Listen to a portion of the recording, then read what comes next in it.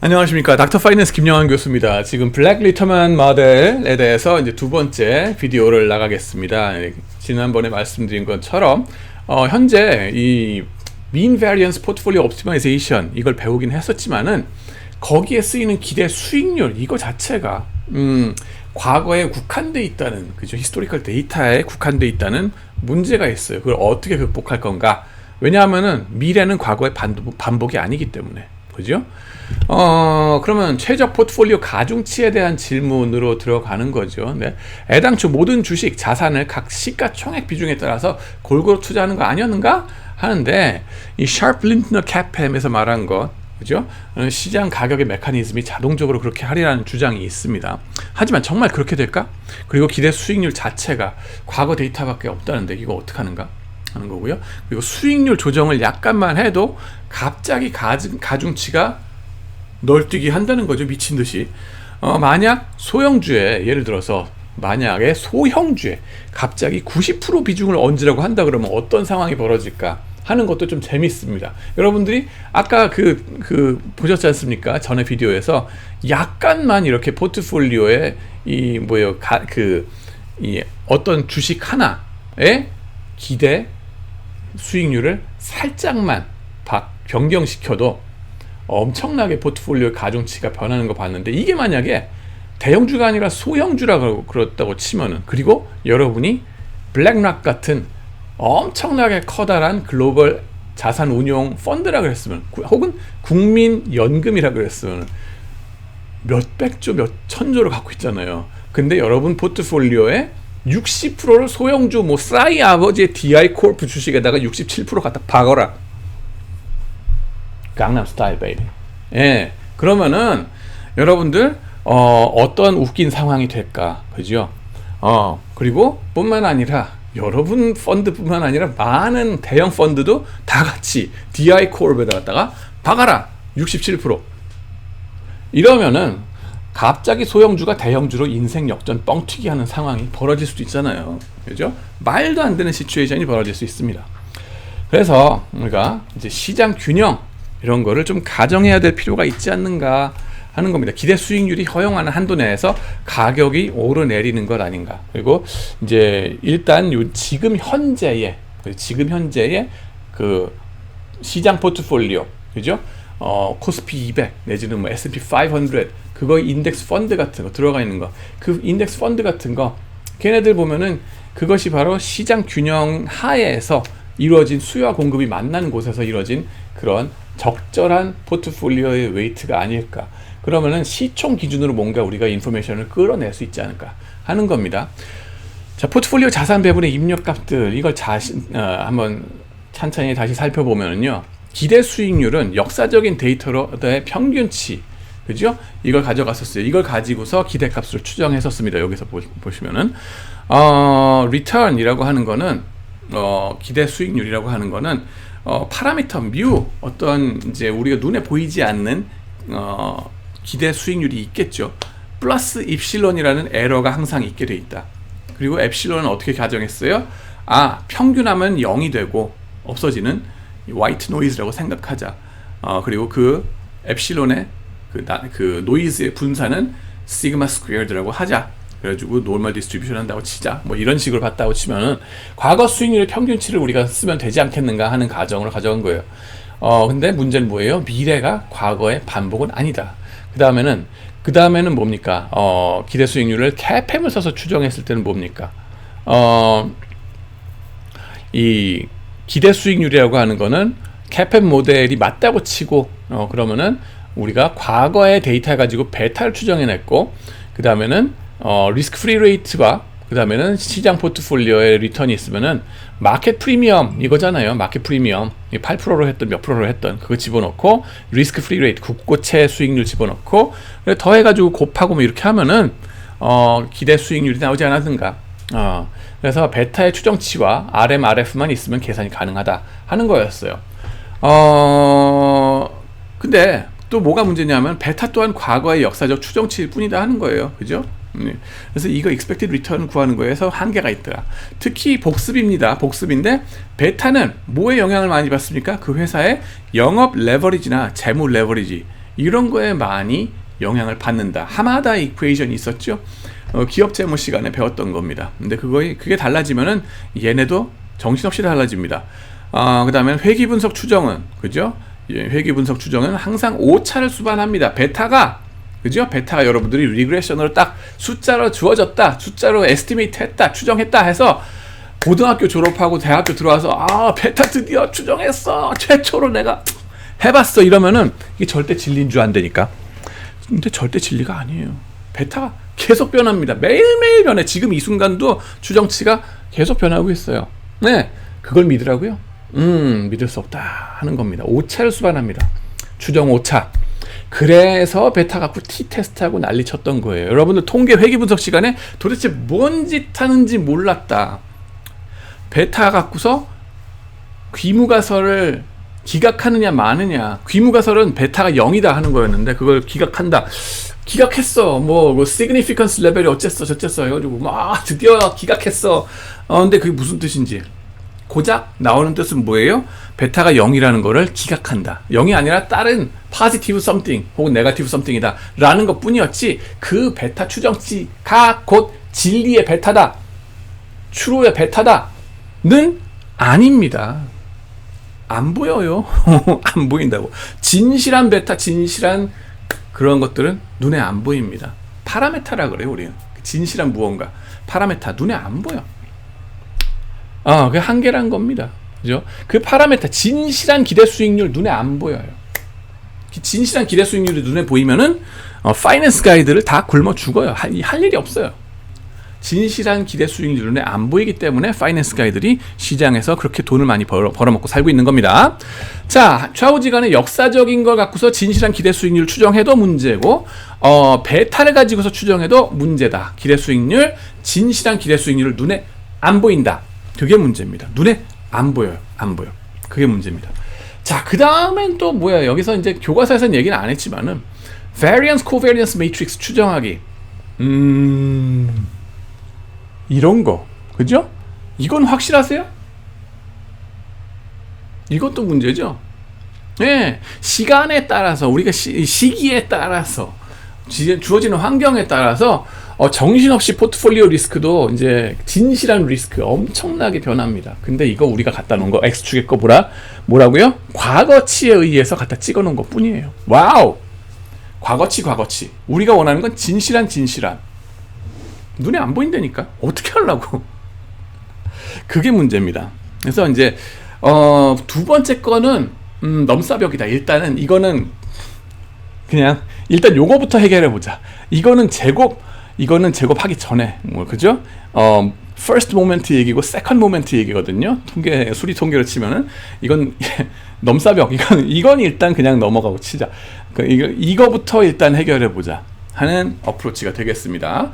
자, 그러고서는 보면은 자, key insights from CAPM 그랬습니다. In equilibrium, prices of assets will adjust until investors are comfortable holding the outstanding supply of assets with a given degree of demand. 이게 블랙 리터만의 논문에서 나온 말씀입니다. 이게 key insight라는 거죠. CAPM에서 이걸 활용해 보자는 거예요. 그래서 시장의 균형점이 있지 않냐, 그거를 갖다가 전문가의 의견처럼 레퍼런스 포인트로 딱 놓고서 투자자들에게 작용하도록 한다는 거죠. 이를 통해서 투자자들은 자신의 견해, 나의 프라이어가 있을 거 아니에요.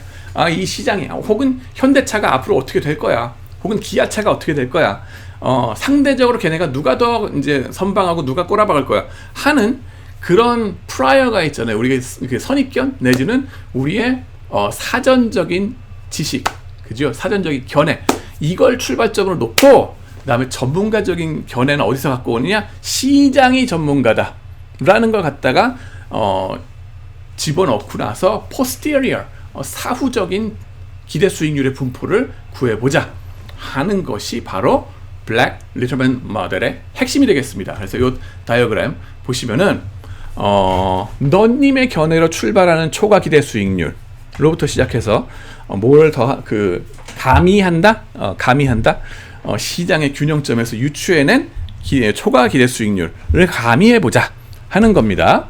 그러고 나서 가중 평균 업데이트된 초과 기대 수익률을 한번 구해보자라는 게 우리 어프로치가 되겠다 하는 거고요. 오버뷰를 해보면은 뭐 두 가지 출처로부터 나오는 정보들을 배합해서 기대 초과 수익률을 추정한다.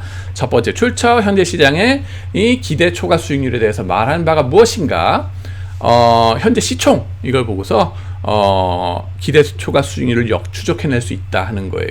여러분들 2,300개 종목 한국 주식시장에 트레이딩 되고 있는 거 쫙 시총들 있죠. 그거 갖다가 합치면은 그죠? 그거 비율이 있을 거 아니에요.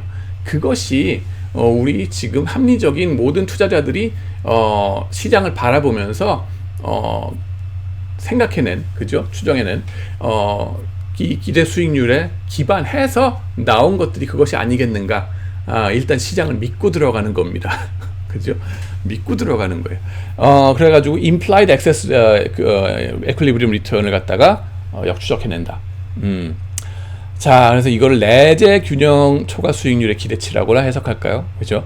두 번째로는 어떤 출처가 있느냐? 그죠? 정보들.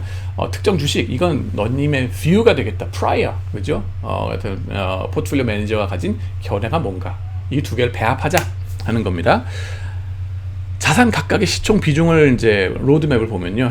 자산 각각의 시총 비중을 구해서 모든 시장 참가자들의 최적화 결과가 나타낸 시장 균형 상태라고 가정하고서 내재 균형 수익률을 계산하는 게 첫 번째 스텝이고, 그 다음에 기대 수익률에 대한 분석, 견해, 뷰, 사전 분포를 설정한다. 두 번째 스텝이 되겠고, 그 다음에 배합하는 거다. 베이스 정리를 활용한다. 근데 문제는 뭐예요? 벡터로. 예. 여러분들이 이제 그 베이즈 정리 활용하는 거는 스케일러, 숫자 가지고서 우리 하는 거는 해봤잖아요. 그죠? 근데 할 겁니다. 해봤잖아요. 여기 보면 할 겁니다. 그거 갖고서 하는데, 숫자 갖고 하는 건 쉬운데 벡터 갖고 하는 거는 야, 이거 어떡하란 말인가. 네, 학부선에서는 뭐 거의 굳이 문제 내지 않습니다. 걱정하지 마시고요. 대학원이나 박사과정 이런 데에서는 이제 벡터 오토 리그레션 뭐 이런 거 하고서 하는 게 있습니다. 대충 그런 게 있다 하는 걸 보시면서, 문제는 뭐예요? 엑셀이 있으면은 엑셀 가지고서 그걸 해낼 수 있다는 거예요. 그래서 여러분들이 현업에서 이걸 갖고서 써먹을 수가 있긴 하다. 그 다음에는 이 교과서, 여기서는 파이썬으로 그거를 할 수 있게 해준다 하는 겁니다. 워크플로우 보시면은 1번 시장 비중, 과거 종가 데이터, 무위험 이자율 등과 같은 데이터를 수집하고, 2번 위험 회피 계수 람다를 정한다는데, 요거 람다에 대한 얘기 좀 이따가 같이 하겠습니다. 3번 위험 조정 상수 타우를 정한다 그랬는데, 이거는 그냥 1이라고 일단은 우리 예에서는 그걸 할 거고요. 교과서에서는 이거 0.1, 0.2 이렇게 이제 하더라고요. 뭐 크게 뭐 신경 쓰실 필요 없습니다. 균형 기대 수익률 파이를 구한다 하는 거 네 번째 스텝. 다섯 번째 스텝은 시장 전망과 결합해서 초과 기대 수익률을 구한다. 그 다음에는 여섯 번째 최적 투자 비중을 구한다. 블랙 리터만의 최적 투자 비중이 되겠습니다. 자, 두 번째 스텝이 이제 더 들어가는데, 로드맵에서 워크플로우에서 일단은 전망, 너님의 전망, 이게 베이즈가 들어간다 그랬잖아요. 그래서 베이즈 전망이 뭔데, 워크플로우가 다 본격적으로 들어가기 전에 베이즈 정리에 대해서 복습부터 하고, 그죠? 즉 시험 문제 낸다는 얘기입니다. 그래서 베이즈 정리부터 좀 해보고서 넘어가겠습니다. 베이즈 확률, 자, 이게 뭔데요? 베이즈 정리. 이제 확률, 여러분들 확통 고등학교 때 배우잖아요. 근데 골치 아픈 그 확통, 근데 확률 통계를 하시는 분들, 확률론자들의 두 가지 다른 세계관이 있다. 스태티스티션, 통계학자들의 두 가지 다른 세계관이 있다라고 보시면 되겠습니다. 첫 번째는 어떤 세계관이냐? frequentist statistics라고 합니다. 그래서 빈도주의자라고 얘기를 하는데, 이분들의 눈에는 확률은 뭐냐? 빈도가 확률이다. 상대 빈도. 사건은 일정한 확률로 반복 시행이 가능한 것이다. 그래서 주사위 던졌을 때 1이 나올 확률 얼만큼 되냐? 6분의 1이라는 거 우리는 알고 있죠. 근데 뭐 100만 번 시행하다 보면은 6분의 1 정도는 1이 나올 거야. frequentist 어프로치가 되는 거죠. frequency. 얼만큼 자주 그게 출현하는가. 그죠? 그것이 이제 우리의 확률을 얘기하는 거다. 그게 확률이다. 두 번째 확률의 세계관은 뭐냐 하면요, 베이지언 세계관입니다. 베이지언. 사람에게는 미래에 일어날 어떤 사건이나 상태에 대한 부정확한 선입관 이런 것들 사전 확률이 있어요. 아니 주사위 그거는 단순하게 우리가 던져서 하는 6분의 1 동전 던지기 하면 뭐 2분의 1 그거는 이제 한정된 단순한 여러 뭐 몇 가지의 제한된 뭐라 그랬지 그렇게 쉽게 말할 수 있는 확률의 세계는 몇 개 안 된다 그죠? 도박을 했을 때 뭐 어떻게 될지 등등 보면은 얼마 안 되네요. 근데 그런 도박장이라든가 뭐 몇 가지 짤짤이라든가 그런 거 확률을 쉽게 계산할 수 있는 시츄에이션은 몇 안 된다. 사실상 우리가 접하는 세계, 그죠? 우리가 실제로 우리가 접하는 세계에 있어서의 확률을 생각하고 싶은 시츄에이션, 상황들은요, 그렇게 쉽게 몇 분의 1, 몇 분의 1, 뭐 프리퀀티스트적으로 접근하기가 쉽지 않다는 거예요. 미래에 일어나는 어떤 사건이나 어떠한 저 사람이 어떤 사람인가 그거에 대한 상태, 이거를 우리가 이해하고 좀 더 해나가기 위해서 알아나가는 과정 이런 걸 봤을 때는요 우리들의 선입관이라든가 우리가 알고 있는 사전 확률 이런 것들부터 시작해서 정보를 수집해 나감에 따라서 우리의 그 사전 확률적인 믿음 이거를 업데이트 시킨다, 강화 혹은 약화 시켜 나간다는 거예요. 베이지안 업데이트라고 얘기합니다. 그래서 예를 들면은 짤짤이를 그냥 뭐 이렇게 동전 던지기에서 2분의 1 얘기했지만은 그게 뭐 여러분들 친구끼리 속이지 않고서 하는 거면은 그나마 괜찮아요. 근데 여러분들이 만약에 타짜 도박장에 속고 속이는 그죠? 그런 곳에 들어가서 짤짤이를 한다 그러면은 그게 2분의 1이라고 정말 프리퀀티스트적으로 믿으시겠어요? 그때는 뭐예요? 베이지안이 들어가는 거죠. 저 사람이 나를 속일 확률이 어떻게 되는가, 그죠? 저놈이 사기꾼일까 아닐까? 세상 사람들은 사기꾼일 확률이 얼만큼 되는데 저 사람이 한 행동 보니까는 한 행동 볼 때마다 확률이 업데이트가 되는 거예요. 그러면서 저 친구 심상치 않은 선수인데 하는 것이 베이지안 업데이트가 된다. 말 되죠, 그죠? 자, 예를 들어 보겠습니다. 우리 회사 신입사원은 또라이인가? 네. 저는 항상 이런 예를 한번 생각해 봅니다. 또라이 80년대에 저런 영화가 있었습니다. 전영록 씨 유명한 가수분이 나왔던 쿵푸 팍 하시면서 했던 영화가 또라이라고 있는데 세상 사람들 중에 또라이는 1%라고 하는 우리가 사전 확률이 있다고 칩시다. 랜덤리 사람들 만났을 때 1%가 어디서 왔는지 묻지 마세요. 그냥 내 스스로 그냥 프라이어가 그걸 그렇게 선입견이 있다고 쳐. 100명을 만나봤는데 뭐 한 명 정도 또라이더라. 세상 살아봤는데 근데 저 친구 신입사원 들어왔어. 저 선수가 또라이일까 아닐까? 그러면은 자 어떻게 업데이트를 할 건가, 그죠? 저 사람을 배워가야 되는데, 그죠? 조건부 확률이 있다고 쳐보세요. 그러면 또라이들 중에 CEO한테 삿대질을 할 조건부 확률은 70%다. 반면에 또라이가 아닌 사람들 중에 CEO한테 삿대질할 조건부 확률은 0.1%다. 미쳤어요? 사장님한테 어떻게 이걸 합니까? 근데 신입사원이 어제 사장님한테 삿대질을 하고 덤벼들더라. 그러면은 사후적으로 이 신입사원이 또라이 1 사후 확률이 어떻게 되는가를 우리는 계산해낼 수 있습니다. 자, 여기에 확률 probability of 또라이 DOL 했습니다. 또라이는 1%다. 세상 사람들 중에 1%라고 나는 믿어. 그죠? 나의 프라이어, 그죠? 나의 견해 이겁니다. 그 다음에는 조건부 확률 또라이가 삿대질 S는 삿대질입니다. 를 할 확률은 뭐다? 70% 0.7. 반면에 또라이가 아닌 이거 컴플리멘트란 거죠. 칭찬이 아닙니다. 칭찬이 아니고 컴플리멘트 이 보완돼. 또라이가 세상 사람은 여러분들 또라이거나 또라이가 아니거나 그럼 또라이는 DOL 또라이가 아닌 거는 이 뭡니까? DOLC가 되겠습니다.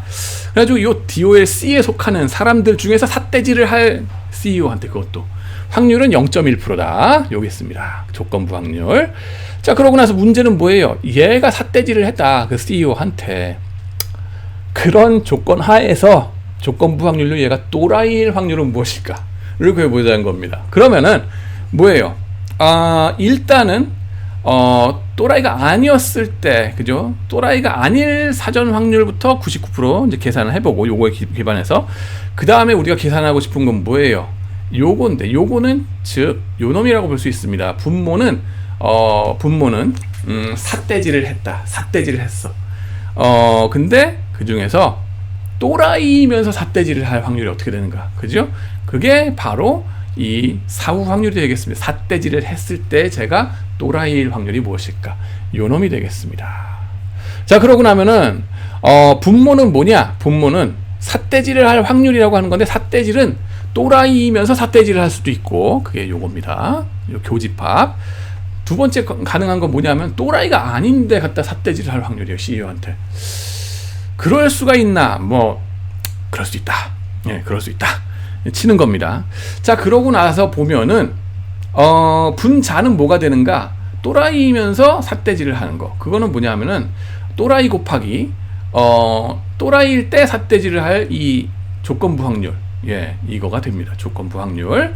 요거 뭐였어요? 아까 보면은 얘죠. 0.7. 그 다음에 또라이일 확률 1%. 자, 요거 곱해 줍니다. 이게 분자가 되고, 분모는 뭐예요? 요게 한번 반복됩니다. 그죠? 똑같은 게. 다음에 여기 하나 빠지는 게, 이게 집어넣어 줘야 되는 게 뭐냐 하면은 또라이가 아닐 사전 확률 99%. 그 다음에 또라이가 아닌데도 삿대질을 할 이 CEO한테 감히 그럴 확률 0.001. 그죠? 곱해 주면은 계산하면은 뭐가 나온다? 87.6%가 나옵니다. 자, 그래서 저 친구는 100% 또라이가 아니라 87.6% 또라이다 하는 결론을 지을 수가 있고요. 이런 식으로 해서 사람들이 서로를 알아가는 과정은 베이지언 업데이트라고도 할 수 있습니다. 우리가 무언가에 대해서 배우는 학습 과정도 베이지언 업데이트다 라고 보실 수 있습니다. 약간의 좀 안 좋은 말로 이제 간 본다 그러죠. 이렇게 해가지고 요 선수가 요런가 저런가, 간 보지 마세요. 기분 나쁩니다. 근데 간 보는 것도 사실은 베이지언 업데이트를 하려고 그러는 간사한 마음이라고 보실 수 있고요. 어느 회사에 들어가서 이 회사가 괜찮은 회사인가 아닌가 자꾸 이렇게 좀 느껴보는 것도 베이지언 업데이트예요. 그리고 경제학적으로도 코퍼레이트 파이낸스에서도 나오는 얘기가 뭐냐면은 CEO라든가 새로운 사원이 들어왔을 때, 새로 CEO를 영입해 들어왔을 때 그분이 어떤 능력자인지 처음에 잘 몰라요. 어떤 프라이어가 있어. 어떤 사전적으로 어떤 능력자실 거다 하는 그게 있습니다. 그렇지만 그분이 의사결정하는 거 하나하나 봐가면서 우리는 그분의 능력치를 베이지언 업데이트 하면서 러닝 해간다, rational learning을 해간다 라고 얘기를 합니다. 그래서 이제 그런 모델에서 베이스 업데이트를 많이 쓴다. 그러고 보면 어때요? 사실 이 통계학자들의 세계관 중에서 어느 쪽이 더 설득력이 있어요? 처음에는 프리퀀티스트가 상당히 설득력이 있다가 나중에 들으면 들을수록 베이지언 쪽으로 혹하게 됩니다. 그래서 이런 이제 어프로치들이 많이 있다 하는 거. 그 다음에는 또 경제학뿐만 아니라 생물학 쪽에서도 우리 종의 기원 뭐 이런 거 있잖아요. 우리 진화론 얘기하는데 어떤 충격이 오잖아요. 예를 들어서 막 여러 가지 종류의 생물들이 살고 있었어요. 생물마다, 그죠? 서바이벌 프로바빌리티, 내지는 생존 확률이 다 다르겠죠. 근데 뭐 예를 들어서 어떤 파충류라고 쳐요. 파충류가 멀쩡한 상황에서 사전적으로 서바이벌 확률이 있었어. 공룡 시대 생각해 보면 걔네 서바이벌 확률 뭐 거의 100%죠. 그런데 운석이 팡 떨어져서 충격이 가해지면서 외생적으로 충격이 오면서 가십니다. 그러면은 온갖 재난 상황들이 이제 운석이 떨어짐과 동시에 벌어지면서 파충류들의 서바이벌 레이트가 확 변하게 되죠. 포스테리어, 사후적으로 서바이벌 레이트가, 이 생존 확률이 업데이트가 되면 이제 내려가는 거죠. 업데이트가 돼서 내려가는 거죠. 포유류 얘네들도 달라질 거고, 그죠? 그래서 모든 파충류가 운석 떨어지고 나서 다 죽었냐고요? 아니거든요. 공룡만 돌아가셨어요. 공룡 중에 많은 소수의 그 공룡들은 아직 살아남아 있는 거죠. 슈카월드에 보면 무슨 닭이 공룡이다 뭐 이런 게 나왔는데 뭐 이 하여튼간에 남아 있는 애들이 있어요. 서바이벌 레이트, 그죠? 생존 확률이 업데이트가 되는 겁니다. 여건이 달라짐에 따라서 그런 것도 베이지언으로 이렇게 공부를 하고요. 합리적인 투자자, 우리 증권 시장 내지는 이렇게 주식 시장 투자하는 데 있어서도 보면은 합리적인 투자자들도 미래의 경제 상황에 대해서 사전 확률을 가지고 있어요. 내년에 리세션이 올 확률이 어떻게 되는가? 수백 년 지나 보니까 사전 확률이 어떻게 되더라, 리세션이. 근데 사후적으로 뭐예요? 뭐 전문가분께서, 그죠? 한 말씀 하셔서 중앙은행장께서 얘들아 조심해라. 그러면은, 그죠? 사후 확률이 확 올라가요. 그런 것들도 우리가 모델링해서 써먹습니다. 자, 오늘 이제 이번 비디오는 25분이 지났기 때문에 여기서 멈추고 다음 비디오도 베이스 업데이트에 대해서 보다 더 그림으로서 설명하는 것을 하겠습니다.